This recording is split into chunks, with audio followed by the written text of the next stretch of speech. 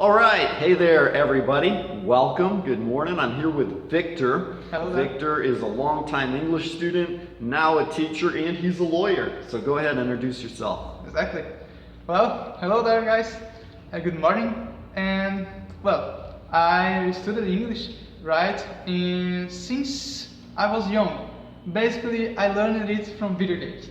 It's Video games, everyone. everybody's favorite way to learn English. No boring textbooks, no boring teachers, just playing, having fun. But of course, it makes a difference. And well, since young, I was introduced to English from those things, and there I made my course in law, and after that, I learned how to convey things. When I needed to learn something from the textbook, and then I need to apply it to the reality, to the things that we work. That's the problem. Because you see, you learn something from the books, but you cannot apply it so easily. You need to understand how people talk and how they understand the language itself. And that's where it enters the TeamSpeak, right? TeamSpeak, a great app that Victor was telling me about, because I asked him, I was like, okay, so he was telling me how he studied, how he learned, how he got text to read and audio to listen to, but I was like, how'd you develop your speaking? Because you have to develop all four abilities, reading, listen, how does it go? Reading, writing, listening, and speaking, right? So I was like, how'd you develop the speaking part? So he told me about this program application, TeamSpeak, and I thought it was really interesting. So a great tip for you. If you want to practice your speaking in English, develop your speaking skills, Victor highly recommends TeamSpeak. Also, it was important what he said about learning how people communicate and convey things.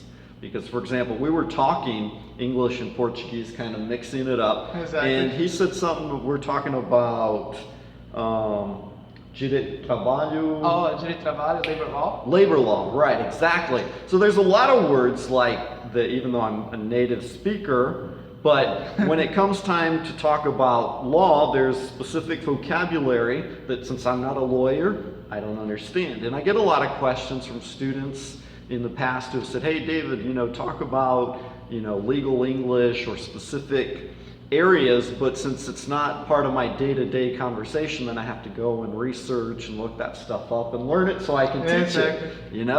But who better to teach you about legal English than a lawyer who speaks English, who's studied, he knows all the ins and outs of the languages. Because it's like a native speaker of Portuguese. When you speak Portuguese, you speak because you speak it. You learned it as a kid, you don't know all the rules, and so when you actually study and learn the rules and the ins and outs of the language and the vocabulary, it's great because then you can help other people who are in that same position learn that stuff. I think that you need to develop a mindset. To speak another language is not only to speak, it's to feel it. It comes naturally. When you talk, I was talking to Dave the other day, and the problem with legal courses and the challenge that we face in a legal English environment is because you need to translate documents. And documents are not easily understandable.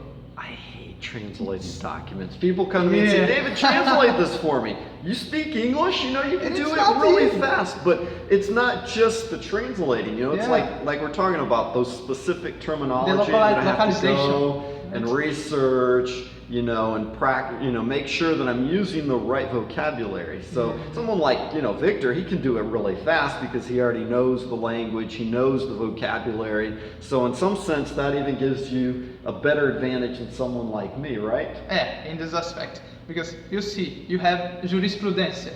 It's a word that you have mainly used in Portuguese. In English, that is a common law institute. It's different. In law, they talk tribunal decisions. So those differences makes a great impact. And then there you come. I started learning these things because I wanted to develop myself in a global scenario, studying international law and specializing in this area. And then this field of work, you need to translate documents in a minimalistic way. Exactly. And that's the purpose of this course, I think. Yeah, that's it. So we're talking about possibly developing a course for lawyers, for judges, people who work with law. So if you're interested, leave a comment below, let us know, ask your questions. We'll record some follow-up videos to help you guys out. So we look forward to it. So y'all have a great day, and we'll talk more later. Bye-bye. See ya.